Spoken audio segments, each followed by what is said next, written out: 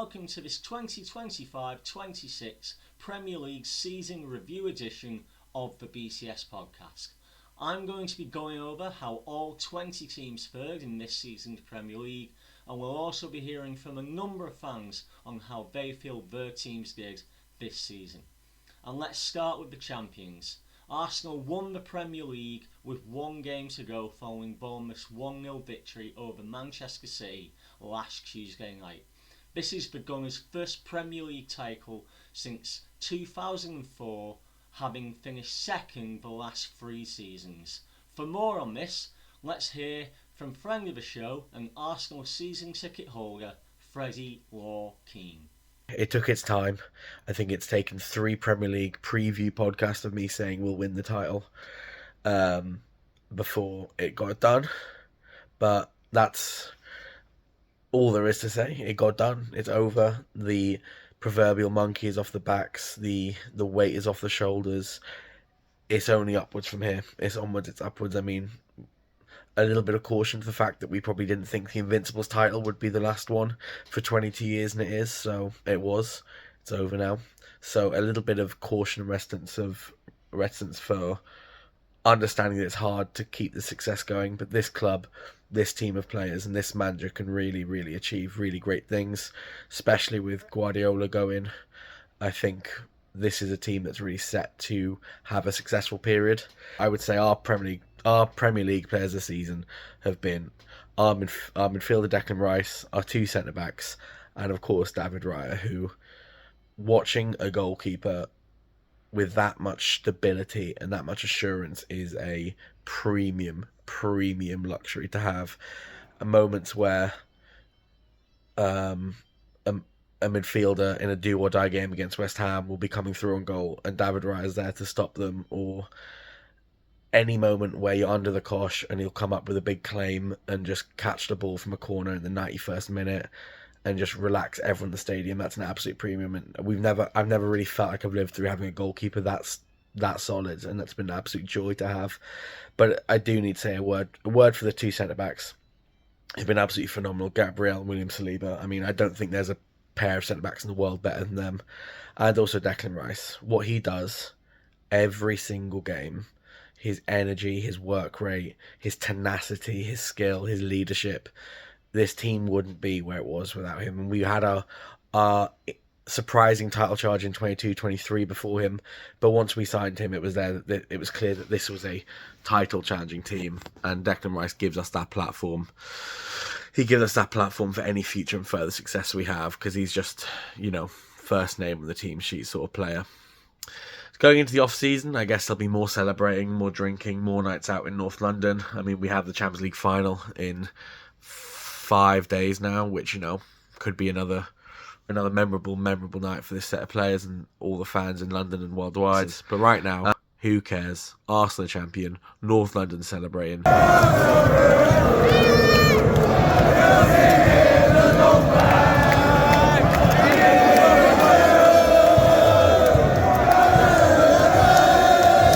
Everyone's out. Everyone's having a great time in this glorious, warm North London summer. Thank you very much. Have a superb summer wherever you are, and to all my Arsenal fans, breathe a sigh of relief. We go again next year, but we are Premier League champions. In second place were Manchester City. Following that defeat to Bournemouth, the club confirmed what had already been widely reported. Head coach Pep Guardiola would be stepping down after a trophy-laden decade with the club. I will go on record that this is a big loss for City, as Pep Guardiola is undisputably one of the very best managers in world football, who has had his teams playing an agenda-setting style of football for nearly 2 decades. Guardiola's successor is slated to be Enzo Maresca, who I would say Chelsea were wrong to get rid of earlier this season, particularly given how things went for Chelsea as the season went on. More on that later though. Maresca used to be an assistant coach for Manchester City under Guardiola though, so it shouldn't be too much of upheaval for City, given that Maresca will already have a working relationship with many of the players he is inheriting. On the other side of Manchester, Manchester United finished third and will now be playing Champions League football again next season. United sacked head coach Ruben Amorim in January, and his interim successor Michael Carrick then oversaw an uptick in form, resulting in him being given the job on a permanent basis last week. If United can now get their recruitment right, particularly in that vitally important centre of the park where much of the modern game is now played, they could have a good season next year. In fourth place, Aston Villa will also be playing Champions League football again next season after a 1-year absence. They have started to cement themselves as a top 6 team in this league under Unai Emery, and their season was capped off by success in the Europa League following a 3-0 victory over German team Freiburg last week. In fifth place and grabbing that final Champions League spot were the reigning champions Liverpool. Liverpool had an uneven campaign this season that was dominated a lot by some very public discord involving their star player Mohamed Salah, who will now be leaving the club along with club stalwart Andy Robertson. There's also been some speculation that head coach Arne Slot may also be following them out the door too. For more on this, let's hear from someone whose contributions to this podcast never fail to elevate it, the football writer and Liverpool fan Andrew Beasley. I'm sitting here about an hour after the end of the final game of the season, a season in which Liverpool finished 5th but did qualify for the Champions League. Clearly that is below the expectations that everyone had when the season got underway. But at the same time, the club was obviously dealing with the death of Diogo Jota last summer, and the aftermath of that means it's very hard to sort of judge the players fairly this season on what they've achieved.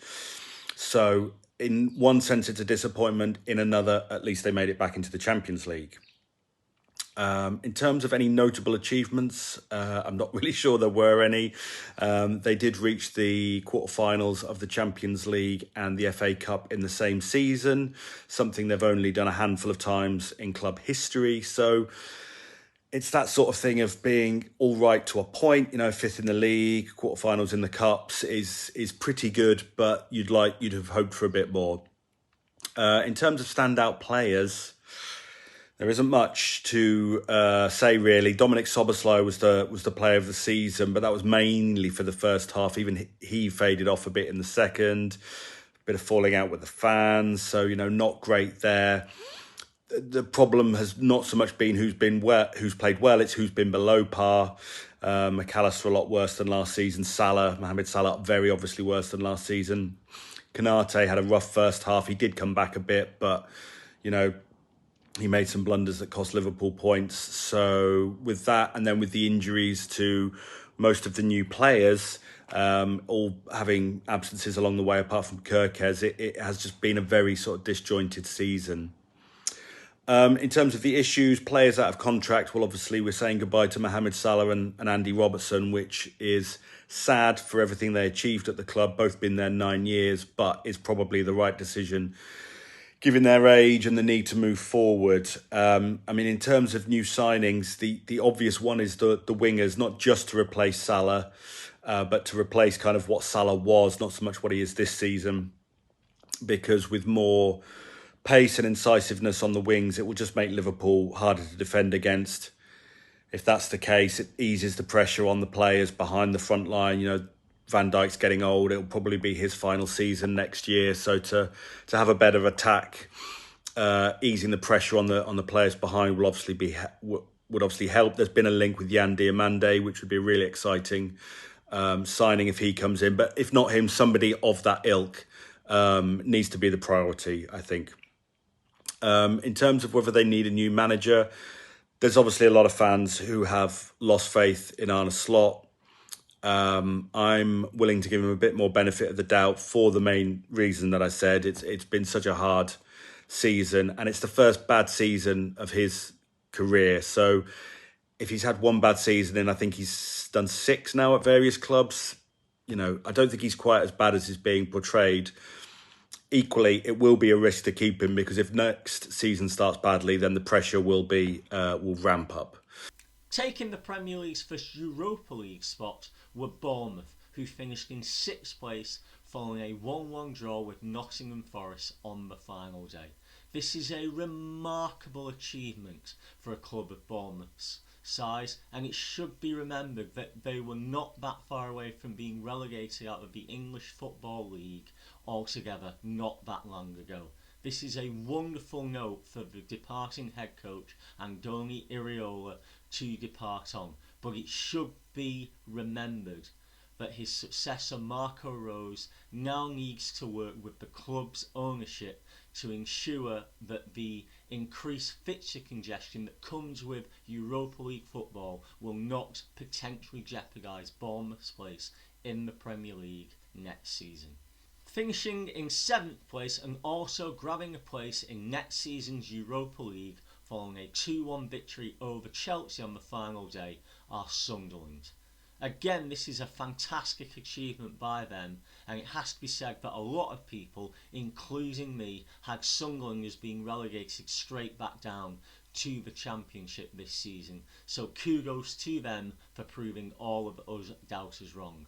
Much like Bournemouth though, Sunderland will now need to bring in some real quality and depth over the summer to ensure that the increased fixture congestion that Europa League football can bring does not adversely affect the Premier League form. Rounding out the European places are Brighton and Hove Albion, who continued their steady improvement by finishing in 8th place. Brighton have become a model of what a well-run club should look like, and the reward is now a place in next season's Europa Conference League tournaments. On this, it should also be said that Crystal Palace could gain a place in next season's Europa League if they beat Rayo Vallecano in the Europa Conference League final on Wednesday night.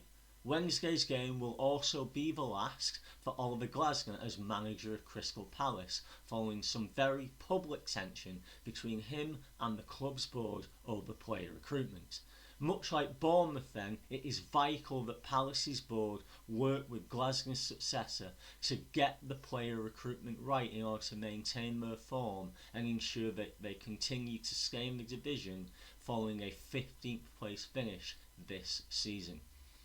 The middle of the Premier League table saw a number of teams, including Brentford, Everton, Fulham and Newcastle United, all challenging for a European place, with only 4 points separating 8th and 13th place. Of particular note, Chelsea finished in 10th place following that final day defeat to Sunderland. They were challenging for a Champions League place for much of the season before then sacking Enzo Maresca in January. Following the failure of Liam Rossini's tenure as head coach and defeat in the FA Cup final under interim head coach Callum McFarlane, Chelsea fans will now be hoping that the club's fortunes can be raised again following the appointment of Xabi Alonso as head coach. It should also be said that Newcastle United were playing in the Champions League this season before then finishing in 12th place in the Premier League. For more on their season, let's hear from friend of the show and Newcastle fan, Joe Lenton. It kind of feels like it's not really begun, if I'm honest. It started off with the whole Isak drama, and since then, it was one of those seasons where after a few games, I'm like, I'll be fine, we're only a game in, we're only 2 games in, we're only 3 games in, we'll pick it up. And quite frankly, we never did. I mean, we've been so inconsistent all season. There's been so many games where we've gone ahead and we've just thrown away leads so many times. At the start of the season as well, kind of signings wise, we spent loads of money on Wissa, a bit of a panic buy. Alanga, who wasn't a panic buy, it just hasn't worked, quite frankly. On the pitch, Premier League's complete write-off. Again, we've just finished the season losing to Fulham, and it kind of says it all really, absolute dross, I suppose. Finished out of Europe, which is, in my opinion, not really good enough considering the takeover and how much money we spent. Did alright in the Champions League this year. that was quite fun. Some good results in that and in the cups, but yeah, league form not great. Standout players wise, I can't even think. It's got to be Bruno, hasn't it? Captain Bruno. He's literally the only one that springs to mind that's done anything good. You can always rely on him, but we missed him for a long period of time because he was injured. So build the team around Bruno and see what happens. It's going to be a bit of a turnover at the end of the season. We're going to be losing some key players. It sounds like Gordon's going to be off, but to be fair, it's just a weird one. He's a very good player, but it's just not quite, I don't know, it's just not quite doing it. So he'll be off, and I think a few of the players that have been around a long time, like Willock, will probably be off. I think it's probably time for Murphy to go. But on a kind of funny point this season, it was quite amusing to me when Slot at Liverpool said the only reason Isak hadn't started well for them is because they hadn't got Murphy with all the assists, which that's quite funny after the season he had. New manager. Do we need a new manager? Eddie's on a little bit of thin ice. I mean, I think a lot of the Newcastle fans, that usual, they'll saying credit in the bank and they'll give him a shot next season, but it's been so drab in the Premier League this year that we need a full rebuild, turn it around, get that. And then in terms of bold predictions for next season, I think after this season, if we're not playing in Europe, we have to do well in the league. So I'm going to go top 6, bit of a rebuild, get that passion back, find the love again, and should we go top 6 bold prediction? But yeah, rubbish season. Away the lads, as always, next year. Meanwhile, at the wrong end of the table, Burnley, West Ham United and Wolverhampton Wanderers were all relegated and will now play in the Championship next season. I have to hold my hands up and admit that I did not see either Wolves or West Ham being relegated, and in hindsight it was rather naive of me to think that Wolves could survive losing so many key players and not get relegated. That being said though, Brentford also lost a lot of key players as well as their head coach last summer, and yet they were challenging for a European place this season. So clearly something deeper must be going on at Wolves. On the same note, it has to be said that the same is probably also true of West Ham, and it's looking like they're now going to need to do a fire sale of their players after reporting over £100 million of losses in their annual accounts last week. It is not guaranteed then that either Wolves or West Ham will immediately be promoted back to the Premier League then. Just escaping relegation were Tottenham Hotspur, who finished in 17th place following a 1-0 win over Everton on the final day. This is now the second consecutive season in which Spurs have finished 17th, and it should be said that the fact that they were playing in the Champions League this season by virtue of the fact that they won the Europa League last season probably papered over the cracks and meant that they didn't finish 17th last season seriously enough. From top to bottom, some serious work needs to be done to put the club on a firmer footing. If you look at the players that Spurs have, they should at the very least be challenging for the Champions League places, and yet they haven't for the last 2 seasons. Serious work needs to be done then to put this club on a firmer footing. Finally, both Leeds United and Nottingham Forest were flirting with relegation at times this season before securing their Premier League statuses late in the season. Of course, Nottingham Forest were also playing in the Europa League this season, where they were eliminated at the semi-final stage by Aston Villa. Nottingham Forest fans then will hope that the club can get their recruitment right this season and can build upon their success in the Europa League to be challenging for the European places in the Premier League again next season. Meanwhile, Leeds were a solid team this season, and they look like a Premier League team, a very hard-working and industrious one, but a Premier League team nonetheless. If they can build upon success stories like Anton Skat and Dominic Calvert-Lewin with their recruitment again this season, then they can hope to build upon their success and become one of those solid, cemented Premier League mid-table teams next season. For more on Leeds' season, let's head over to Leeds fan Ryan Owen. Did it meet expectations? Yeah, it exceeded expectations, really. Expectations were that we would be in and around the relegation zone. I'd have been happy with 17th place, and we finished 14th. So yeah, we've also just been very stable. We've played very well. We've been very, very competitive, and really probably don't have as many points as we've deserved over the course of the season, given performances. So yeah, it's exceeded expectations. It's been a really enjoyable season for Leeds United. Achievements, well, finishing 14th and avoiding relegation this season's a big achievement given our wage bill and structure compared to other established Premier League clubs, of which two have gone down in Wolves and West Ham. And we finished above Palace and Forest, so it's a huge achievement for Leeds. 2 points behind Everton and Newcastle, and only 7 points off Europe. 6 points actually off Brighton in the European places. So it's been a huge season. We also got to an FA Cup semi-final, which was a nice bonus, really. Shame we didn't perform overly well on the day, sadly. But that's the nature of going to Wembley, and we had a good day out. Overall, fantastic season for Leeds United. Fantastic. Something to build on. Hopefully they keep all of their key players. Wouldn't be surprised if they sold one or two. There could be a shock move, of course, if people are eyeing up our better players. I mentioned Stack, Ampadu. Hopefully not. He is club captain, so they'll be looking to tie him down to a new contract. You just never know who people might come sniffing around, but the ball's in our court. We can play stiff arm and we can hold out for high fees. Hull City, hopefully they're ready to spend 20 million on Joe Gelhardt, and we'll thank them for it and hopefully finish above them.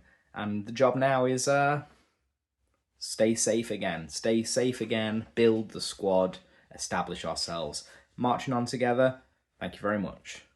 For now, that brings an end to this 2025-26 Premier League season review edition of the BCS podcast. As always, thank you very much for your company, and I certainly hope to see you again next time. Bye bye now. The BCS podcast is written, produced, edited and hosted by me, Brett Walker. Thank you to Boban Apostolov and Pixabay for the use of the music and sound effects in this episode. This episode features contributions from Andrew Beasley, Freddie Law Keane, Joe Lenton and Ryan Owen.